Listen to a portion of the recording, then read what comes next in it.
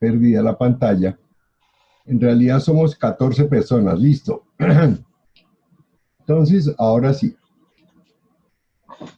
Entonces, la fórmula sería la de ampliar la pantalla, ¿de acuerdo? La de ampliar la pantalla y podemos leerlo así, ahora sí.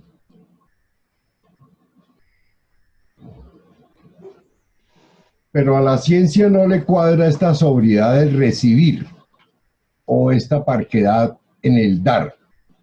Quien busque solamente edificación, quien quiera ver envuelto en lo nebuloso la terrenal diversidad de su ser allí y del pensamiento y anhele el indeterminado goce de esta determinada divinidad que vea dónde encuentra eso.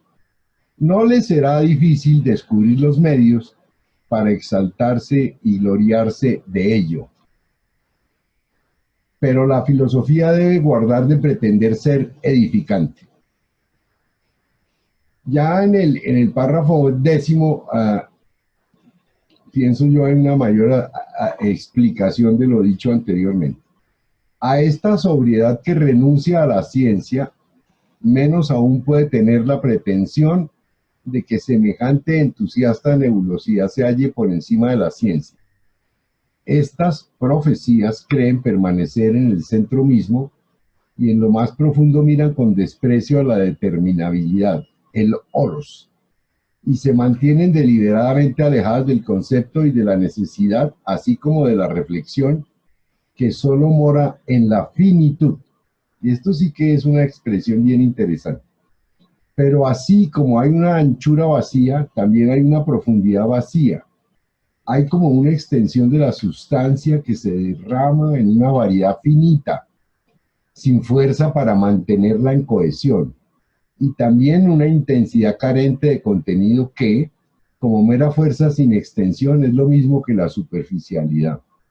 La fuerza del espíritu es siempre tan grande como su exteriorización, su profundidad solamente tan profunda como la medida en que el espíritu, en su interpretación, se atreve a desplegarse y a perderse. Al mismo tiempo, cuando este saber sustancial carente de concepto pretexta haber sumergido lo peculiar de sí en la esencia y entregarse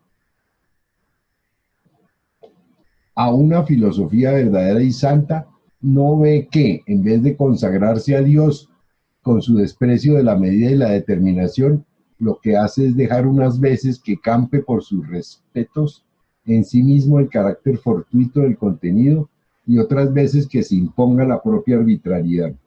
Al confiarse a las emanaciones desenfrenadas de la sustancia, creen que, ahogando la conciencia de sí y renunciando al entendimiento, son elegidos a quienes Dios infunde en sueños la sabiduría, pero lo que en realidad reciben y dan a luz en su sueño no son más que sueños.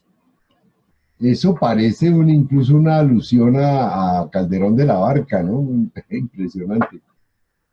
Bueno, yo pienso que podemos decir algunas cosas en relación a esta primera parte. Yo estoy un poco como incómodo porque estaba haciendo unas vueltas de calle y entonces estoy agitado, pero bueno, vamos a hacerle la fórmula a ver qué. El acento fundamental es precisamente en torno a las distinciones que él hace entre lo que se ha hecho de filosofía, entre las versiones tradicionales, digamos, o convencionales de las contradicciones, que encuentra la gente más en los sistemas filosóficos, que es su proceso, pero también al valor que cumple la unidad que él determina como ciencia, ¿no? Pero lo interesante es que destaca un debate o abre una preocupación sobre el afán exagerado de ciertos grupos que están buscando encontrar con facilidad, antes que hacer un ejercicio riguroso o de detenerse a pensar y a desarrollar un proceso de determinaciones, se dedican más a ser, como decía el profesor Guillermo Moreno, edificantes, ¿no? Es decir, casi como si la filosofía tuviera que cumplir la misma función de la religiosidad y de la teología, es decir, de la doctrina y no solo de la doctrina, sino del adoctrinamiento y de la enseñanza, de cómo llegar a los principios fundamentales, al fundamento que sería Dios, ¿no? Y a todo lo que eso, por eso él dice, el indeterminado goce de esta determinada divinidad. Y él advierte, ¿no? Que vea dónde encuentra eso. No le será difícil descubrir los medios para exaltarse. Y esto sí que es interesante. ¿Cuáles serían los medios que existen para la época para poder simplemente deshacer la opción de la religión y volver esto más un asunto de vínculo sagrado, de vínculo inmediato con la existencia de un fundamento que no sería el pensar mismo, sino una sustancia que sería Dios? Y por eso reinsiste, la filosofía debe guardarse de pretender ser un principio edificante, ¿no? Un fundamento sobre la edificación y sobre que en el fondo yo estaría en condiciones de asegurar que también habría una cantidad de implicaciones allí sobre la moral, ¿no? Y sobre la ética y sobre el comportamiento. Es decir, es como si tuviéramos a la mano, para pensar en lo que había advertido Carlos en la sesión pasada, de los contextos.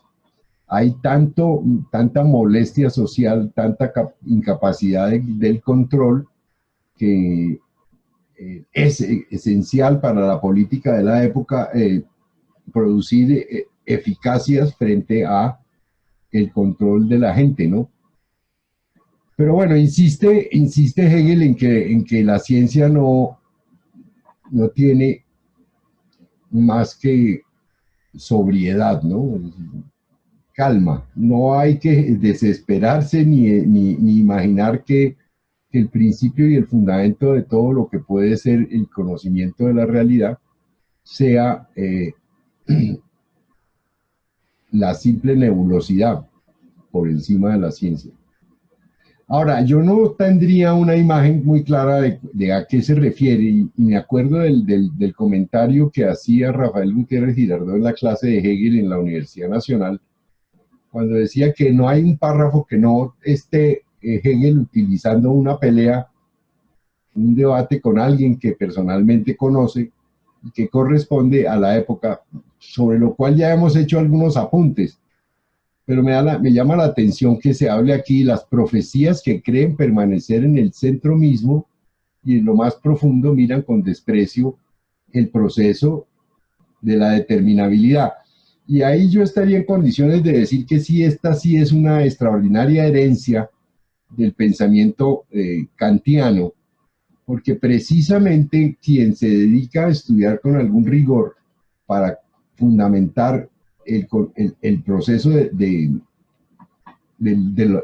la objetividad, que después se puede llamar la objetividad de la crítica de la razón pura, antes de hacer experiencias, el análisis de los juicios.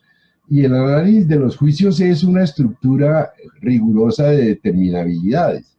Es decir, ¿qué es lo que hacen los juicios? Pues entonces es designar cierto tipo de contenido, entender que ese tipo de juicio tiene una estructura, una forma muy particular, y las distinciones entre los juicios, sean o no sintéticos, sean o no analíticos, sean o no a priori o a posteriores, van a dar una dinámica especial muy rigurosa de lo que se puede decir en una condición que tiene que tener una estructura, ¿cómo decirlo? Una cierta característica, y es que no pueden funcionar de una manera rigurosa si no existe algo que me afecte. Es decir, en ese sentido viene la noción de finitud, ¿no? Es decir, yo no puedo hablarme más que de las experiencias que yo he tenido, y el contenido de mis juicios, diría Kant, corresponden precisamente a esas condiciones y características determinadas por mi vida personal, por mi biografía.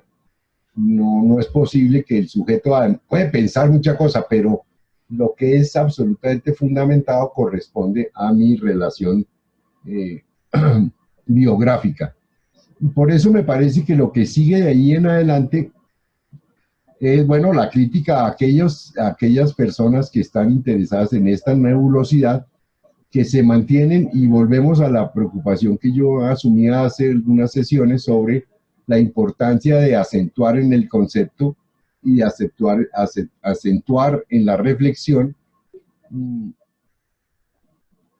eh, que solo dice él mora en la finitud. Es decir, aquí no estamos interesados en otra cosa distinta que en precisamente la reflexión, que tiene que ir por partes, como cuando me decían a mí una oportunidad, en un párrafo usted no puede escribir todo, le toca hacer partes, ¿no? O sea, hacer oraciones para poder explicar algo, y esa dinámica del desarrollo de la misma escritura también es una condición de finitud.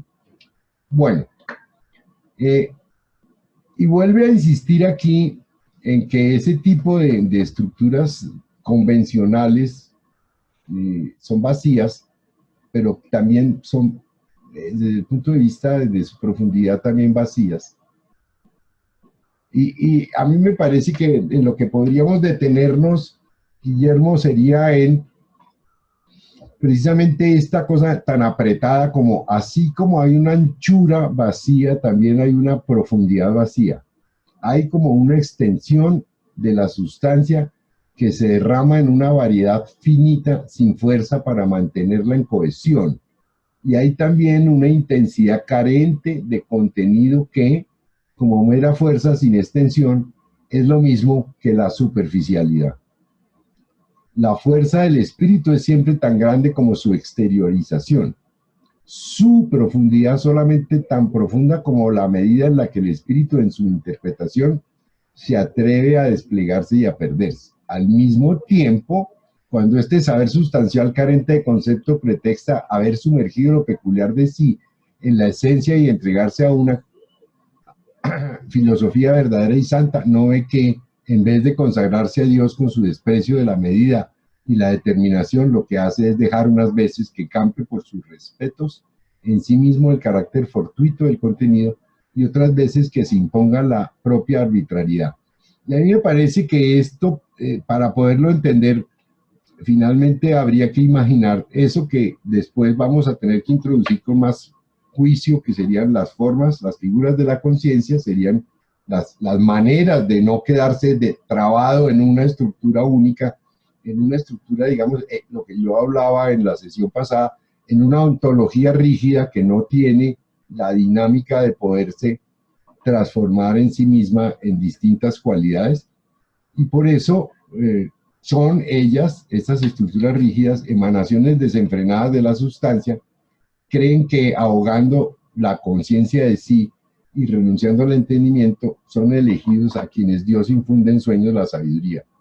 Pero lo que en realidad reciben y dan a luz en sus sueños no son, por tanto, más que sueños. Bueno, a mí, por eso llamaba la atención sobre que tratáramos de profundizar en este párrafo, en la parte leída nuevamente, porque me parece que es donde podemos encontrar algunos aspectos interesantes. No sé qué opinión le merece, profesor Moreno. Bien, sí hay un par de cosas más, como tres bien significativas en este párrafo. Sin embargo, creo que antes de abordarlas, vale la pena, insisto siempre en eso, en recordar que de alguna manera este párrafo cierra un segundo grupo de párrafos que yo me atrevería a concretar o a decir que serían los párrafos 6 al 10. Ya en la pasada ocasión lo habíamos dicho. Donde Hegel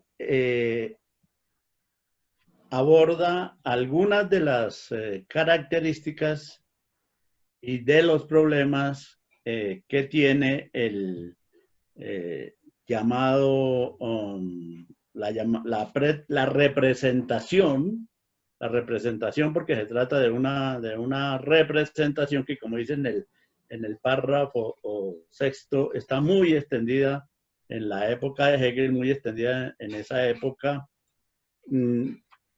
que consiste en que pretende llegar directamente, sin hacer el trabajo conceptual debido, a captar el núcleo, el centro de lo existente, lo realmente verdadero, pero sin hacer el trabajo necesario para poder llegar allá.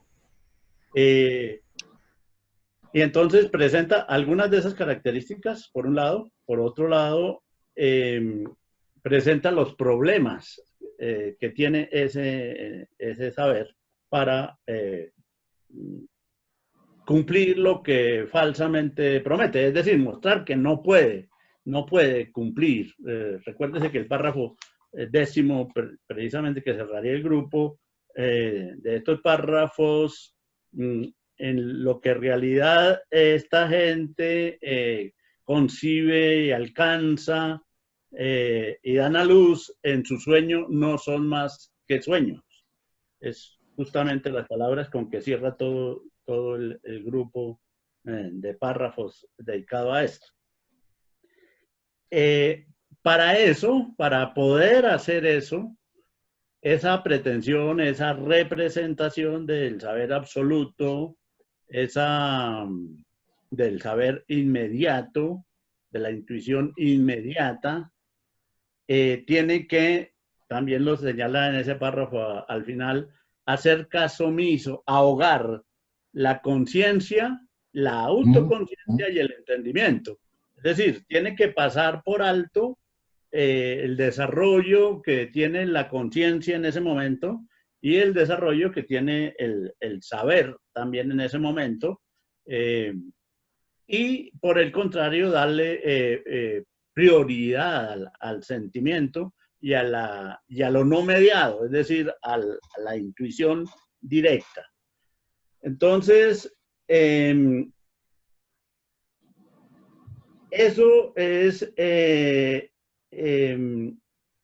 un mantener, dice en este párrafo, deliberadamente, es hasta consciente, esa posición que asumimos es básicamente la del Schelling de esta época, que habría que conocer las obras de Schelling en este momento en que Hegel se ha alejado de él.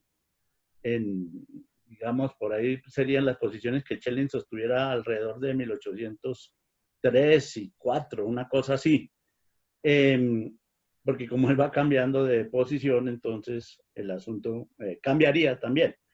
De rechazar ese trabajo del entendimiento, asumir la conciencia de sí y por el contrario pretender acceder directamente a la divinidad, al absoluto. Se alejan deliberadamente del concepto y de la necesidad y de la reflexión, seguramente con el argumento que el concepto, la reflexión son pertinentes para saber de este mundo terrenal, de lo finito, pero no para saber de lo infinito, de lo absoluto. Entonces es como pretender que hay un modo de saber de un nivel más alto, que el que puede dar la reflexión y el entendimiento. Y por ese lado, pues es lo que dice Hegel, es una anchura vacía y una profundidad vacía, porque no se puede renunciar ni a la reflexión, ni a la propia conciencia, ni al entendimiento, porque es la única manera de saber que nos permite acceder en principio, valga la expresión, en principio, a lo finito. Y enseguida está la afirmación, es que el espíritu, lo que él llama el espíritu, se encuentra en estas épocas ya situado en el terreno de lo finito. El verdadero saber es en principio un saber sobre lo finito, pero es de lo finito, pero no de lo finito como finito, sino saber justamente en qué consiste la finitud de lo finito, hasta dónde llega esa finitud, qué características tiene. Eso es lo que hay que saber, por un lado. Por otro lado es que, y esa es la tesis central que está ahí más abajo, la característica central del espíritu, o sea, de lo infinito, como bien es el espíritu, es perderse en lo finito. Sí, claro. Vertirse en lo finito. O sea, en este mundo que está constituido por cosas finitas, cosas perfectamente determinadas, aisladas, separadas unas de otras. O sea, en este mundo de lo finito, lo que se expresa es el espíritu de lo infinito. Entonces, el espíritu se pierde ahí. El espíritu se pierde ahí, pero se pierde ahí para recuperarse desde ahí.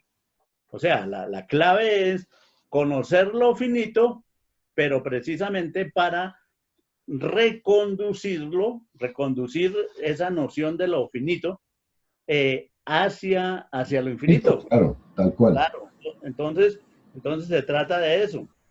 A mí me llama la atención, Guillermo, una cosa, y es que en general, cuando yo leo el texto, siempre estoy tratando de pensar precisamente contra quién está discutiendo, y yo tengo a veces es decir, yo nunca imaginé que fuera con Schelling, entre otras por razones comprensibles, porque mi lectura de Schelling se reduce casi a cero.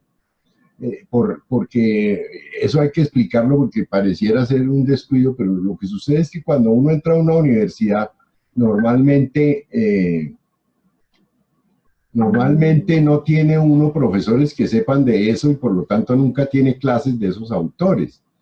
Y en el fondo el idealismo alemán en la universidad donde yo estudié había empezado a decrecer. Y los profesores que recién llegaban de Europa pues venían más en la onda marxista, en la onda de la escuela de Frankfurt, etc.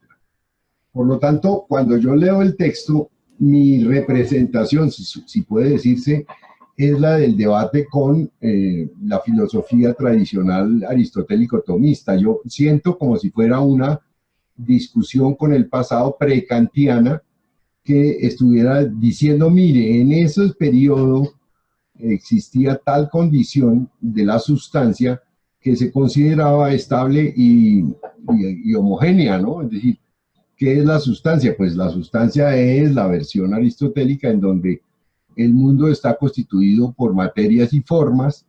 El mundo tiene unas características del conocimiento muy particulares derivadas de ese ilemorfismo, y el conocimiento no puede darse más que la posibilidad de una estructura rígida en torno a sujetos y objeto, ¿no? O sujeto y objetos, más bien. Pero yo no observo nunca en la lectura, por lo menos desde lo que yo alcanzo a poder leer y entender, que exista allí una percepción destinada a una discusión con Schelling.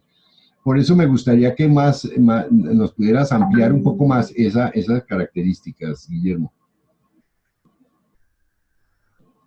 Bueno, así por encima, a ver, porque, bueno, yo de lo que conozco, o lo de Schelling, es la parte que me ha interesado más, o la parte que me ha interesado más de él, es la que está después de esta época, después de la fenomenología. Pero bueno, ahora tengo una visión muy general, porque eso también es lo que pasa. Uno, en el trabajo que uno adelanta en el aprendizaje de estas cosas, la gente entra directamente, así fue el caso nuestro, directamente a la fenomenología sin iniciar el, Sí, el, el trabajo previo, y lo único que se había mirado realmente previamente pues era Kant. Pero el tránsito por Fichte y por Schelling es absolutamente decisivo e importante. ¿Por qué qué? ¿Qué es lo que pasa así grosso modo? En Kant tenemos, ya sabemos, la cosa en sí, detrás de los fenómenos, sustentando pues los fenómenos, y el sujeto que eh, aporta las características para la mm, concreción de esos fenómenos, digámoslo. tal cual, sí. A la síntesis final, donde el El, objeto es finalmente una construcción intelectual. exacto, pero queda el remanente de la cosa en sí. Hay Sí, tal cual. algo que debe estar allá, porque sin eso no habría afectación a la sensibilidad, Sí, y el sujeto no podría hacer nada. Es decir, si no hay afectación de la cosa en sí hacia la sensibilidad del sujeto, pues nada, no sucede absolutamente nada. No haya que aplicar las categorías del entendimiento. sí, tal Bueno, cual. entonces, ahora, ¿cuál es la posición de Fichte al respecto? Pues es radicalizar la noción de sujeto, la noción de yo, eh, quitar para eliminar la cosa en sí, porque ellos saben, y esto sí es común a Fichte, a Schelling y a Hegel, ellos saben que mientras permanezca algo de lo cual no se pueda tener conocimiento y por supuesto a partir de ahí dominio, la libertad es imposible. No se puede sustentar.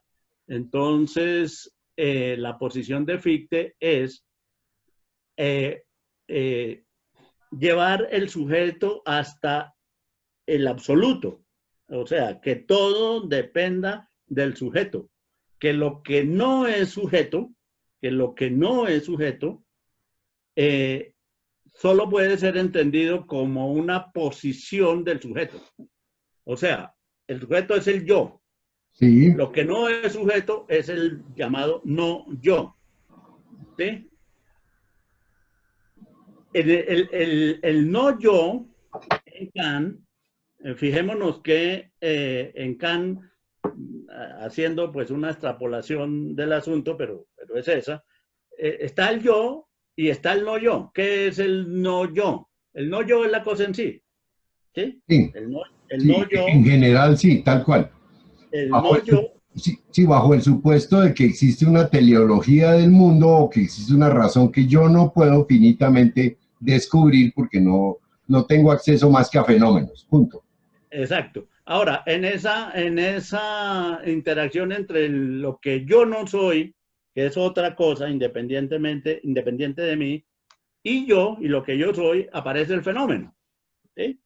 Bueno, Fichte, Fichte elimina la independencia de esa cosa en sí, de ese no yo, y plantea que es el sujeto el que coloca el no yo. O sea, se elimina la cosa en sí, porque si permanece la cosa en sí, la libertad no existe.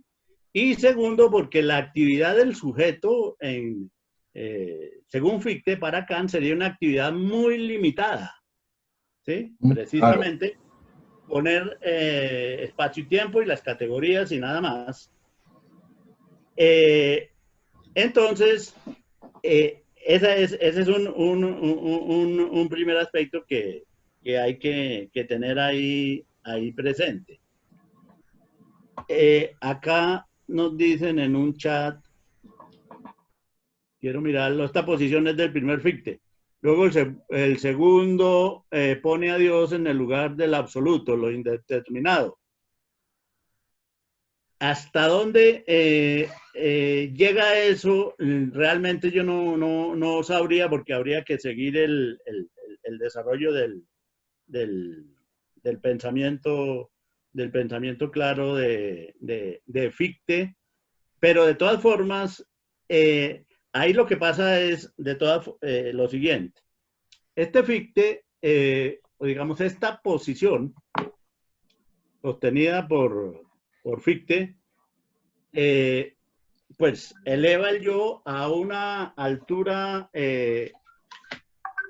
absoluta, eleva el yo a una altura absoluta porque es el generador de todo. Y entonces, desde ese punto de vista, el sujeto es todo, desaparece la cosa en sí, en el sujeto se concentra esa libertad y toda la fuerza misma del pensamiento y de lo que es. A eso es lo que se va a llamar justamente idealismo subjetivo. ¿Sí? Idealismo, porque es una subjetividad mayor que la de Kant. ¿Sí? Porque Kant mantiene la existencia de algo independiente del sujeto. En cambio, Fichte va a decir nada está independiente del sujeto, nada es independiente del sujeto. Todo lo que, cuando yo miro el mundo, que no soy yo, digo, es el no yo. Pero ¿de dónde viene ese mundo? Yo mismo determino qué es. O sea, esa sí es la inversión copernicana, ahí sí es total. O sea, Kant habría quedado en la mitad de esa inversión en la medida en que deja algo allá y algo determinante de alguna forma, de todas formas, como es la cosa en sí. ¿Hasta qué punto reemplaza Fichte eso? Por Dios, realmente yo no sabría, porque ya sería un conocimiento pues más especializado de Fichte al respecto. Ahora, ¿qué es lo que pasa con Schelling?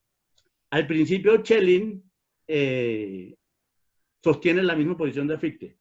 Y uno de los libros más interesantes o de la primera época es del yo como fundamento absoluto pues de todo lo que es, donde Schelling defiende esa posición de Fichte. Ahora, el asunto es que Schelling no está satisfecho con esa primacía absoluta del yo, y entonces lo que va a plantear en estos momentos, que va a criticar Hegel, hasta donde sabemos, es la identidad entre el yo y el no yo. O sea, no hacer el no yo dependiente del yo, sino formular una identidad entre lo que es el yo y lo que no es el yo. Incluso se va hacia el otro extremo. Hace depender el desarrollo de esa identidad de la naturaleza, del propio, lo que antes era el no yo. Y formula la idea de una identidad plena, completa sobre de lo que es el yo y el no yo. Y entonces esa identidad completa es lo que está absoluta, a la que se llega de un solo, mediante una intuición. Porque una intuición, ¿por qué? ¿Por qué una intención intelectual? Porque es que se tiene que superar todo lo que sea determinación de lo finito, porque eso es darle una consistencia a lo finito independiente que no tiene. Entonces, por eso Hegel le pelea contra lo nebuloso, contra querer instalarse ya una vez en el centro de todo, contra la identidad indiferenciada, porque Hegel, vamos a ver que es el filósofo de las identidades, pero diferenciadas. Entonces, uno lo que ve es que fundamentalmente es contra Schelling, que mantiene esa posición que Hegel se pronuncia y dice, no, la situación del espíritu, lo que Hegel va a llamar espíritu acá es justamente lo contrario. Es algo diferente que, pues ahorita vamos a ver que el espíritu en el fondo es la conciencia, ¿no? Pero la característica fundamental de esa conciencia es el perderse en lo otro de la conciencia, si ustedes quieren, el yo en el no yo, para seguir utilizando la terminología, para luego recuperarse desde ese no yo hacia el yo. Eso es el espíritu. Entonces lo fundamental es el movimiento de ida y vuelta, que partiendo del yo va hacia el no yo y regresa nuevamente al yo. O sea, no es ni la posición de Fichte ni la posición de Schelling al respecto. Ya habría que mirar algunas cosas pues con más detalle. Me queda sonando eso de si hay un segundo Fichte que pudo haber renunciado a una postulación tan radical de un no yo y decir que lo absoluto sea Dios, porque es que la idea de que el absoluto es Dios es una idea que comparten Fichte, Fichte, Schelling y Hegel. Todos tienen al respecto de Dios esa misma idea de que es lo absoluto, pero la manera de abordarlo y de saber de él es muy diferente en cada uno de ellos, ¿no? Bueno, eso es lo que podría decir por ahora. Y terminando aquí ya el párrafo, yo pues simplemente del grupo de párrafos lo que diría al respecto es que uno podría resumir que lo que dijimos antes, que ahogando la conciencia de sí, pero es que esa conciencia de sí es la autoconciencia. Y Hegel sabe que la autoconciencia, es que aquí hay una serie de problemas. Cuando él utiliza unos términos, por ejemplo, conciencia de sí, autoconciencia, entendimiento, es que Hegel, y más aquí en el prólogo, ¿de dónde está tomando esos términos? Los está tomando de la fenomenología. Entonces la persona lee aquí ahogando la conciencia de sí y el entendimiento, pero entonces no sabe a qué se está refiriendo cuando dice, por ejemplo, conciencia de sí. Pues resulta que para Hegel, perdón, esa conciencia de sí se ha formado ella misma en un conflicto con los propios hombres, en un conflicto con la naturaleza. O sea, se ha formado en el mundo de lo finito. Entonces, el no pararle bolas a esa conciencia de sí es el no pararle bolas al mundo de la finitud. Y el entendimiento, recuerden, también tiene que ver con eso. Es el tercer capítulo de la fenomenología. Y obviando la situación real existente, o sea, el mundo tal como existe y tal como es en su carácter finito, y obviando también el trabajo conceptual necesario, o sea, quedándose en meras representaciones, porque estas son meras representaciones de Dios. Después, un paréntesis muy interesante, después de la fenomenología y como respuesta a la fenomenología, Schelling escribió el libro que yo le señalaba de investigaciones sobre la libertad humana y los objetos con ella relacionados, donde habla de Dios y detalla de Dios, dice qué es y qué no es Dios y cómo se mueve Dios. O sea, es un tratado, eso es más abstruso si ustedes quieren que la misma fenomenología, porque pretende la respuesta a esto. Y lo interesante es que, burlándose de eso, Schopenhauer, que detesta Hegel, que detesta Schelling, burlándose de eso, dice, este señor Schelling nos muestra a Dios en sus más mínimos detalles, pero no nos cuenta cómo lo conoció. Es decir, nos narra todo lo que es, pero no dice, ¿y usted cómo sabe eso? Es lo que la burla de Schopenhauer a Schelling. Pues eso mismo es lo que está diciendo Hegel, pues a su manera, que esta gente lo que tiene son representaciones gratuitas, nebulosas, oscuras, caprichosas, fortuitas del absoluto, pero no tienen un trabajo conceptual serio. Entonces, olvidándose de hacer ese trabajo, primero olvidándose de cómo es el mundo realmente, segundo, de cómo hay que conocer ese mundo que existe realmente, esta gente plantea la idea de acceder de manera inmediata a ese Dios, a ese absoluto. Pues esa pretensión que pasa por ser profunda es vacía, hay una profundidad vacía y sobre todo ineficaz. Es un sueño que solo produce sueños, nada más. Y, o sea, esa pretensión que que se anuncia en el párrafo 6, se le da ya, se finiquita, mostrando qué características tenía, precisamente no aceptar el mundo, no aceptar lo finito, no aceptar la autoconciencia, y qué problemas trae eso para finalmente ser algo absolutamente vacío y quedarse, si acaso, en una mera pretensión edificante, pero que desde el punto de vista de conocimiento no aporta nada absoluto, en absoluto, para nada, para tratar de conocer realmente lo que es. La bula de Schopenhauer. Usted puede decir todo lo que quiera ahora, pero cuéntenos cómo. ¿Cómo llegó usted a eso? El resto es carreta. Ajá. Bueno, si les parece, para darle una nueva pasada a este párrafo, aquí hay alguien que dice que Andrés levantó la mano. Entramos, si les parece, en la etapa de las preguntas. Si hay alguna inquietud, me parece que sería buena idea que miráramos con algún detalle este párrafo.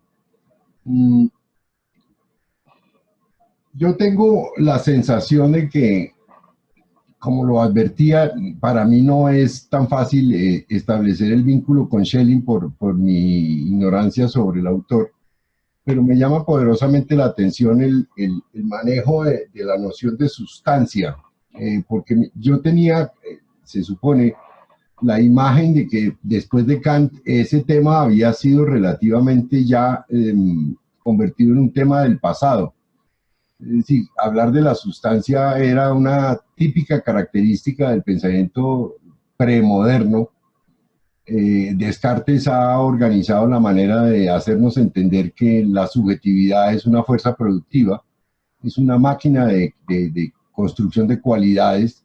La geometría analítica no es otra cosa que la fórmula práctica para transformar la naturaleza y convertirla desde la geometría en artículos que puedan ser comprados y vendidos.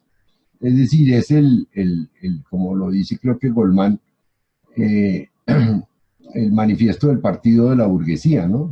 Descartes no es ese tontarrón que enseñan en las universidades públicas doctrinarias, en donde Descartes aparece como si fuera un personaje absolutamente confundido y obnubilado por su sospecha de que alguien lo engaña, de que hay un espíritu maligno, sino muy al contrario, aquel que dentro del espíritu de la época y coincidiendo con las características del mercado, si se quiere, ha producido una fórmula que es un modelo de transformación de la naturaleza basado en la no ambigüedad de la geometría, convertida en geometría en la naturaleza, o sea, geometría analítica. Sin duda, el antecedente de Wolff, de Leibniz y de todos los filósofos que después generaron los desarrollos más interesantes del cálculo integral e infinitesimal, ¿no? Y si esa es la característica de la modernidad, yo me siento muy sobresaltado de imaginar que sea Fichte o el mismo Schelling un retorno a este tipo de fórmulas que, a pesar de que hacen, se supone, un acento en la subjetividad, están más interesadas en hacer una reconstrucción de la ontología convencional aristotélica. Esa sería más o menos mi versión del asunto, porque yo no observo que la crítica, por eso decía yo, es muy posible que mi ignorancia sobre Schelling me haga difícil entender el texto en esa perspectiva, pero lo que yo percibo es que si es así, estaría en condiciones casi que de asegurar que estos personajes entraron en una fórmula que en vez de caminar hacia el futuro, caminaron hacia un retorno a unas formas de sustancia que, si no son estrictamente iguales a las de Aristóteles, por lo menos sí le son muy parientes. Preguntas, por favor. No sé qué pienses tú, Guillermo, de eso. No, Guillermo. No, Guillermo, por una cuestión. El problema, de nuevo, y lo vamos a ver ya en el párrafo del 17 para adelante, el problema que toda esta gente tiene, toda, es Spinoza. Y la concepción de la sustancia de Spinoza, que cambió radicalmente la concepción general del pensamiento, de lo que es, y les planteó un problema prácticamente insoluble para los alemanes y para todos. El asunto es, pues no sé, es mucho más grave que eso. El problema es el problema de la libertad. Lo que esta gente va a afirmar siempre y la reflexión que hacen con todos estos textos es el problema de la libertad.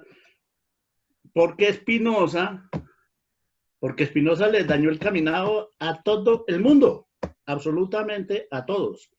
Yo diría incluso, ya siendo radical, pero ya es la manera mía de ver las cosas. Yo no sé si estará Carlos por ahí. Hoy no ha estado presente.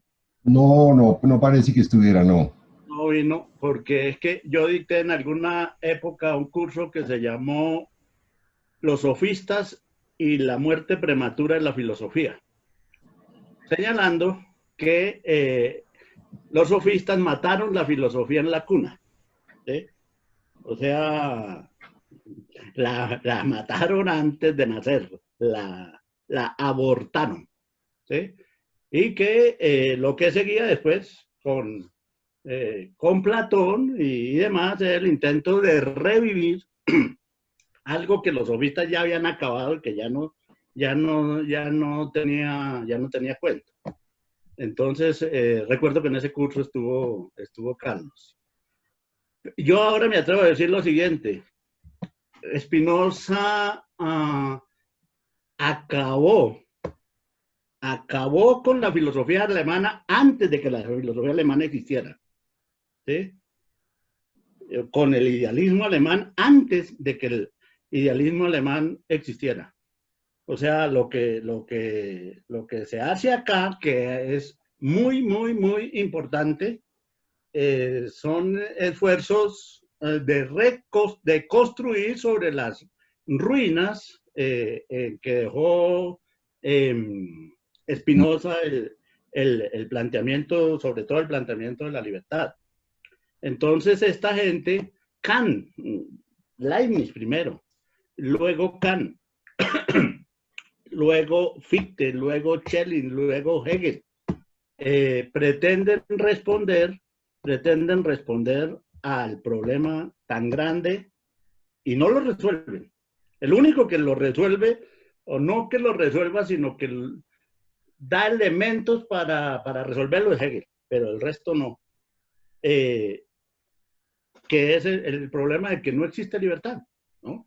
Entonces usted va a ver que, por ejemplo, Schopenhauer se va a Nietzsche, se van a plegar finalmente al planteamiento de Spinoza.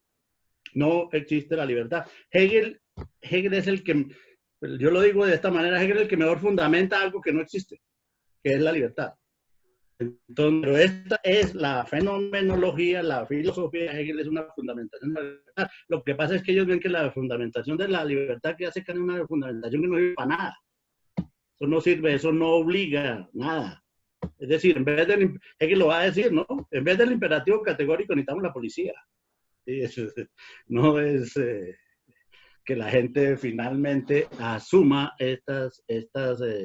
una serie de posiciones. La policía siempre va a estar ahí y hay un montón de cosas que lo resuelven, son problemas de, muchos ya lo tenía resuelto Heráclito a su manera, ¿no? Es el problema del pólemo, es el problema del conflicto, etcétera. Entonces, ellos tienen ese problema, de manera que ellos tienen que aludir siempre a la sustancia, y esa sustancia es la de Spinoza, no es la de Aristóteles, porque en Aristóteles todavía eso está lejos de fundamentarse como se hace en Spinoza. Más aún, Spinoza de los antiguos griegos, a los únicos que respeta es a los estoicos y a Demócrito y a Epicuro y para de contar. en parte por la herencia cartesiana que tiene, que recuerde que el desprecio que tenía Descartes por Platón y por Aristóteles, ninguno de estos individuos para él habían sido capaces de fundamentar verdaderamente la filosofía, y por eso Descartes pretende hacer esa fundamentación. Spinoza dice, estamos de acuerdo con Descartes, lo que pasa es que la fundamentación la hizo muy mal, y debe ser de otra manera. Entonces esa sustancia, en este caso, es la de Spinoza, y a esa sustancia se refiere siempre Hegel. Hegel es el único que se enfrenta cara a cara con Spinoza, ¿sí? El único que pretende resolver los problemas que plantea Spinoza. Por eso Schelling en el texto que digo yo, la respuesta de Schelling a la fenomenología del espíritu, también se va a decirlo taxativamente, no, es que el problema que tenemos es Spinoza. Y mientras no solucionemos el problema, que no lo ha solucionado nadie, el problema de la libertad sigue ahí, es un problema insoluble. Entonces, para resolver eso, tienen que hablar acá de esto. Hegel es la respuesta directa a Spinoza y el desarrollo del planteamiento de Spinoza. Es decir, de la manera hegeliana. Para enfrentarse con Spinoza hay que desarrollar las ideas espinosistas hasta el punto en que se le pueda encontrar el quiebre y mostrar, como hay con la conciencia, y mostrar que en ese desarrollo puede haber una salida que no la encuentra. Es lo interesante de esto. Entonces, sí, la clave aquí de todo esto es Spinoza, pero a mí me parece que Spinoza hizo lo mismo que los sofistas, mató algo antes de que existiera. Eso es claro, los sofistas acabaron con la filosofía antes de que existiera. El intento de Platón es un intento fallido. Igual va a ser Hegel, en mi opinión. Pero bueno, eso ya es... Eso ya es la parte final del asunto. Vamos entonces, si les parece, a abrir a la sesión de preguntas. Los que quieran participar, por favor, abran sus micrófonos, son tan amables.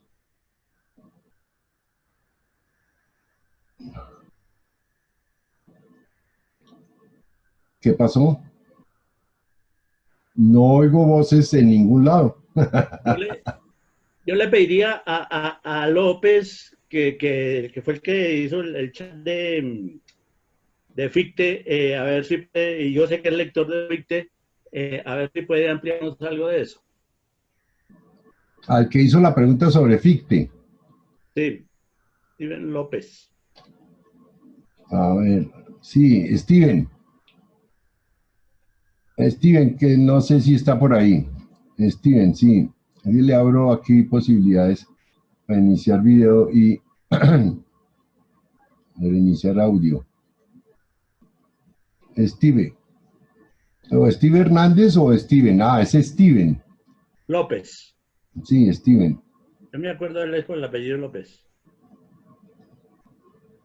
No, pero no apagó el micrófono y la cámara, entonces no está por ahí a la mano. ¿Alguno otro más puede hacer alguna intervención? ¿Alguna pregunta, alguna inquietud? Hola, profe, ¿me escuchan? Sí, sí. Sí, yo fui el que hice el aporte. Lo que sucede... ¿Pero puedes poner la cámara o no tienes cámara? Sí, ya la pongo. A ver. Ah, ya, listo, Steven. Listo, Steven. Bueno, lo que sucede con Fichte es que, digamos, hay dos Fichtes. El primero, efectivamente, habla sobre el yo y lo radicaliza hasta el punto del absoluto. Pero luego, en la universidad en la cual daba clases, en la de Jena, si no estoy mal, lo acusaron de ateo. Pues en su filosofía obviamente no cabía Dios. Si el yo era el absoluto y lo contrario al yo era el no yo, que era digámoslo así, el mundo extenso, entonces Dios no tenía cabida en su sistema. Entonces por esas acusaciones lo echaron de la universidad y demás. Luego Fichte Sí. Sí. O sea, no es solo el único que echan de la universidad por ser imprudente, eso parece ser una nos... Desde Sócrates en adelante estamos expuestos a ese tipo de condiciones. Bueno, sigue, por favor, qué pena en la interrupción. No, no, tranquilo, profe. Y bueno, luego de esas acusaciones, Fichte se defendió. Hay muchas cartas, muchos textos. Ahorita recuerdo uno en el cual Fichte decía que los ateos eran ellos porque creían en un Dios que simplemente cumplía sus caprichos y bueno, etcétera. En todo caso, Fichte se entrega a la empresa de hacer que el absoluto ya no sea ese yo, sino que el absoluto pasa a ser Dios. Y es de Dios es que se da el yo y es del yo se da el no yo. Digamos que son esos 3 niveles. Y bueno, es eso. Entonces ya el segundo Fichte proclama que Dios es el absoluto. Y bueno, sería eso. Ah. Pero ese Dios queda ahí en el aire. ¿O qué? Sí, sí, ahorita no recuerdo, profe, la verdad, cómo trata bien la cuestión de Dios en ese segundo momento. Listo. Listo. ¿Alguna otra inquietud, muchachos? ¿O algún comentario sobre lo existente?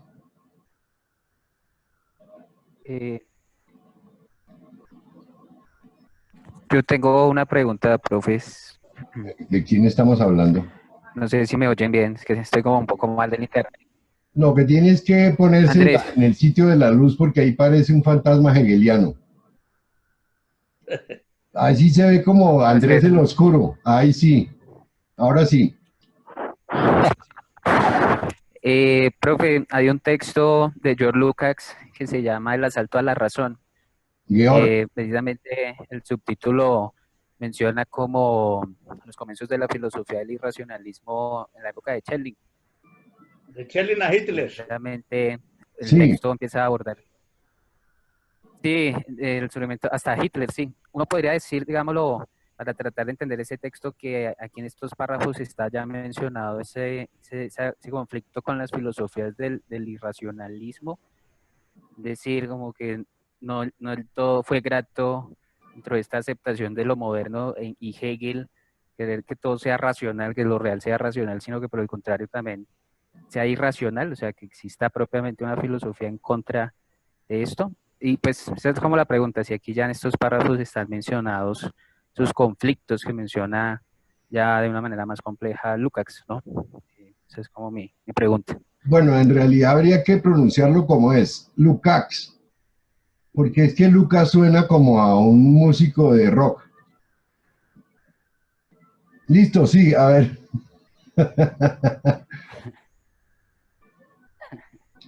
Sobre eso yo, antes de que lo olvide, encontré por pura casualidad una cantidad de textos que nada tiene que ver con la pregunta de Andrés, pero que si no lo digo ahora, luego lo paso. Y yo he estado persiguiendo a un filósofo francés que está tratando de mostrar el carácter irracionalista de Heidegger. Y precisamente se llama Manuel Fayet. Manuel Fayet es un filósofo francés, repito, que ha estado ya por unos 10 o 15 largos años escudriñando todos los archivos y haciendo artículos contra Heidegger. Entiendo que hay en castellano un buen número de textos que se llaman los cuadernos negros, para mostrar el que Heidegger es un filósofo del nacionalsocialismo absolutamente clara, ¿no? La percepción desde crear grupos de choque de jóvenes que salen a la calle a golpear judíos y homosexuales, de que estuvo muy involucrado en la Universidad Alemana como rector y que allí hizo toda clase de presiones frente a cualquier otra filosofía que no fuera la filosofía que él mismo y para el nacionalsocialismo promovía. Entonces, es interesante, voy a ver si si puedo ponerle algunas de las versiones de esos textos de artículos que encontré de Manuel Fayet, para que también allí haya estructura, digamos, un poco distinta a la manera como se enseña el Heidegger, eh, tan sofisticado como se exprime en la Universidad Javeriana o en cualquier otra institución. Aunque creo que en la pedagógica nunca pasaron por ahí porque ninguno de los profesores sabía de Heidegger, entonces eso complicaba. Como no sabían de Kant, tampoco sabían de Descartes, tampoco sabían de Hegel, pues no había cursos de eso, por razones comprensibles, ¿no? Bueno, eso sería un poco lo que yo quería decir. ¿Hay alguna inquietud sobre lo dicho?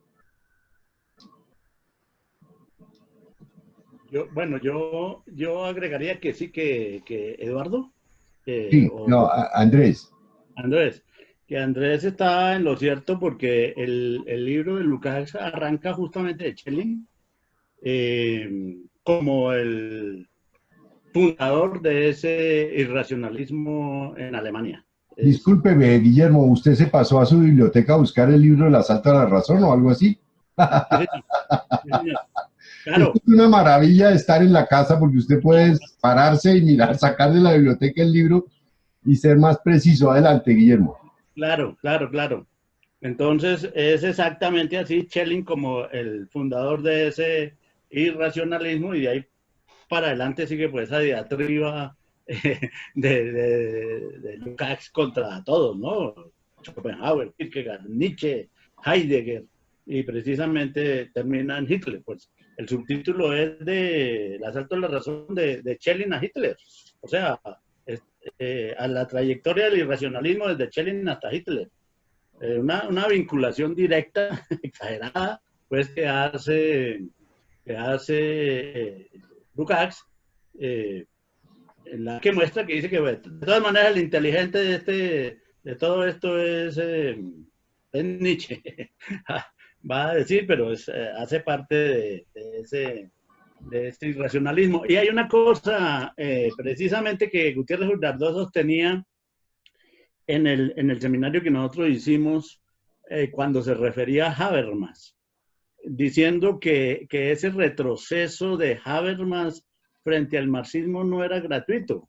Es decir, que en una época estuvo con Hegel, estuvo con Marx, pero después empieza a ser, pues ya en esa época lo señalaba Gutiérrez Girardot, reculando frente al marxismo, dijo eso no es gratuito, porque tampoco es gratuito que Habermas haya hecho, creo, la tesis de grado sobre Schelling. Entonces, al haber trabajado precisamente Schelling, tenía elementos ahí para después distanciarse de Hegel y de Marx, que fue pues más que un coqueteo, porque sí fue un acercamiento real. Él quiso Habermas a Hegel y a Marx, pero posteriormente fue un lento distanciamiento y Gutiérrez Girardot se lo atribuía la influencia de Schelling sobre Habermas. Ese es uno. Y lo otro, lo que le señalábamos ya en una ocasión anterior, que Heidegger consideraba que el verdadero pensador del idealismo alemán, el gran pensador del idealismo alemán, era Schelling. O sea, que ese era el importante, no Hegel ni Fichte, sino en realidad era Schelling, y ahí conectaba perfectamente Heidegger, Schelling, ¿no? Era también otra visión, es otra visión que puede tener de ese irracionalismo. Entonces lo que preguntaba Andrés es cierto. Evidentemente se trata de que se identifica en ese periodo del surgimiento de lo que desde la postura de Lukács se llama el irracionalismo. Bueno, ¿qué otras inquietudes, qué otras preguntas o comentarios hay sobre la lectura del párrafo número 9 y 10? Eduardo, ¿no está usted en condiciones de preguntar hoy? ¿Qué pasó? No, es que yo creo que ese párrafo está bastante apretado y hay un montón de cosas, como usted señalaba hace rato, que uno realmente desconoce, ¿no? Entonces ahí, pues, en las lecturas de que yo alguna vez alcancé a hacer, también tenía como la misma inquietud que usted mencionaba hace rato, ¿cierto? que era una pelea más o menos con la parte de Aristóteles y todos los aristotélicos, ¿cierto? Pero ahora que dice el profe que no, que es una pelea diferente, pues uno, como que vuelve a replantear de qué es que se trata realmente la pelea, ¿cierto? Y que hay que conocer un montón de autores ahí para poder entender cómo es que se va discutiendo en cada párrafo, como dice el profe Guillermo Moreno, ¿cierto? Que cada párrafo es como una discusión con un montón de gente diferente. Sí, claro, tal cual. No, no, hay que contar con nuestra ignorancia para poder entender con más profundidad. Y por eso tenemos a Guillermo Moreno, que ese es el gallo del cuento. Eso sí, no hay nada que hacer. No hay Sí, claro, claro. nada.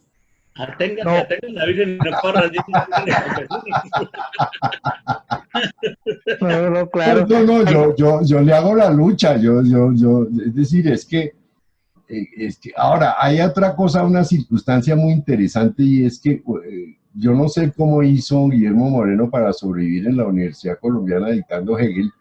Yo traté, luché lo que me hubiera dado y me hubiera obligado a leer otras cosas, incluso a medirme a Spinoza.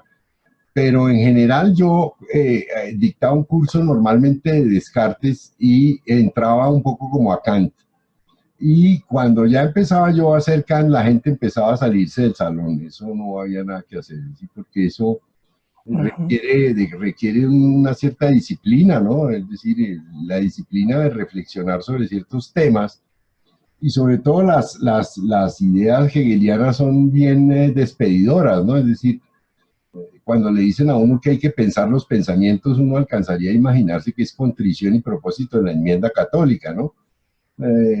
Sí, como si fuera un asunto de sublime y se trata simplemente de permanecer en una figura de la conciencia y quedarse ahí hasta poderla relacionar con otras cosas, ¿no?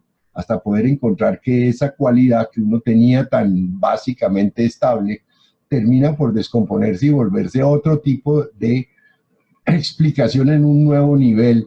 Y eso es lo que hace complicado para que un estudiante de la universidad que toma los cursos de filosofía como costura, cuando me tocaba con las ingenierías, pues yo me tenía que sufrir con todos estos muchachos. Entonces yo siempre decidí no dictar Hegel porque me parecía que era una extravagancia colombiana.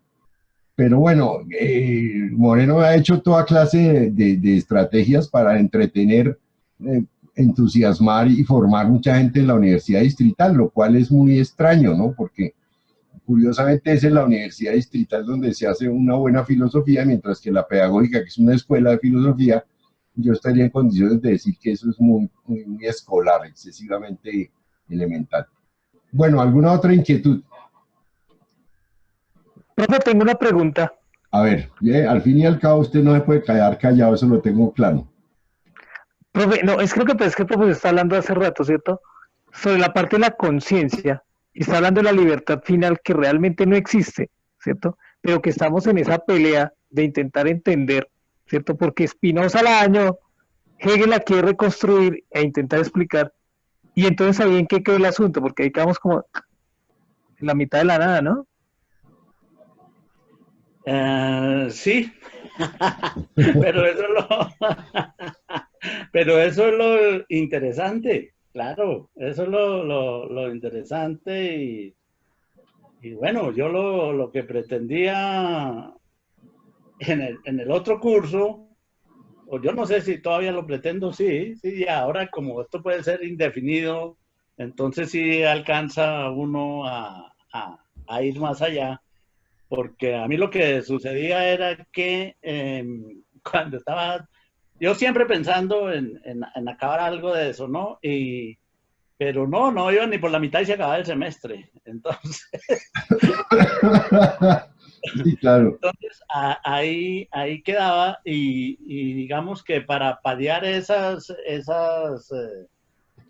problema, pues yo no seguía con Hegel, sino prefería dictar entonces cursos de Spinoza o cursos de Nietzsche o algunas carretas que yo me inventaba sobre letos y cosas Sobre los así por el griegos. estilo.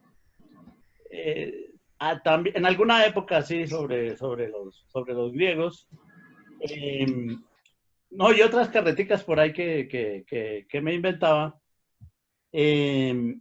que yo nunca supe también por qué le llamó la atención a los estudiantes. Es una cuestión que nos podría resolver mejor Carlos, que, que, que fue, digamos, como víctima, podría decirse de eso. Eh, nunca supe. Entonces, volviendo a la pregunta, es lo que yo pretendería en últimas mostrar, pero tengo la absoluta seguridad de que eso que afirmo no se entiende sin Hegel. O sea, Hegel es absolutamente necesario para entender eso y entenderlo en serio, porque es que los demás, hay algunos que han llegado a esas conclusiones en la posmodernidad, ¿no? Si se quiere, pero no, eso sin Hegel no, eso es descafeinado completamente, es una cuestión ahí que no tiene... más adelante veremos unos párrafos precisamente hablando de la representación y el concepto, donde Hegel le describe a uno qué es lo que hace la gente que se mueve en el terreno de la representación, y ustedes van a ver precisamente que todo esto que llama posmodernidad no es más que un moverse en la representación más barata y superficial posible que puede haber.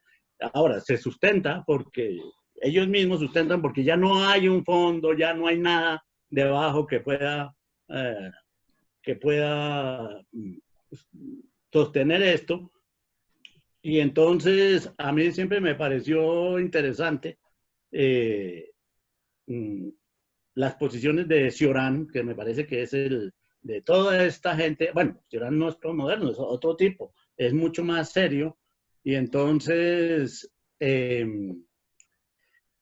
este tipo en sus planteamientos tiene razón, pero de nuevo, tiene razón, pero no le explica. Ahora, él dice, pues, ¿qué la va a explicar? El que quiera asumirla, que la asuma, el que quiera entenderla, que la entienda. Pero entonces, yo atribuyo eso al desprecio que él tiene por Hegel, cuando Hegel le haría más comprensible sus propias posiciones.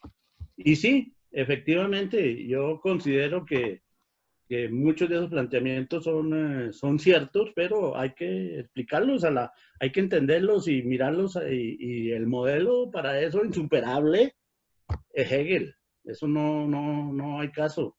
Y es muy curioso porque por así decir, mi especialidad, si es que uno tiene como, puede hablar de especialidad, no es Hegel, es Nietzsche. Es otra cosa. Sí, es lo contrario, si ustedes quieren, pero uno tiene que... Nietzsche lo decía, lo que pasa es que Hegel habla como un borracho de cosas sobrias. Entonces, entre borrachos nos entendemos. Es la... Buenísimo. Entonces, esa es la cosa. Por ahí Sí. va, pero no, con calma. Pues por eso el nihilismo, que de paso está, pues según Gutiérrez Girardot, vuelvo a esto, anunciado en el próximo párrafo, en el 11 que vamos a leer. El nihilismo sigue siendo característica fundamental de nuestro tiempo. Y eso lo vio Nietzsche claramente, no lo vio Hegel, aunque Gutiérrez Girardot dice, no, aquí está, y precisamente hablando de este párrafo 11, bajo las nociones de frivolidad y tedio, que son circunstancias que están apareciendo en esta nueva época de desarrollo del espíritu. Entonces, el nihilismo me parece que es... pues es lo de uno de los factores de nuestro tiempo. Y sí, estamos en ese nihilismo, y de ese nihilismo no nos saca ni Hegel. O sea, hay que buscar otras alternativas. Como el mismo Hegel dijo, ya no podemos ser platónicos. Yo también digo, ya no podemos ser hegelianos. Pero hay que Pasar por ahí. pasar por ahí y hay que hacer, y Hegel enseña a uno a pensar, a ser riguroso, a hacer el esfuerzo, y toca. Hegel sirve para eso, pero no nos, en mi opinión, no nos saca de la situación en que está el pensamiento. Bueno, listo. Entonces no sé si ya estamos agotados o no, o si hay alguna inquietud adicional, ya me dirán ustedes. No hay ninguna pregunta, no. Ok.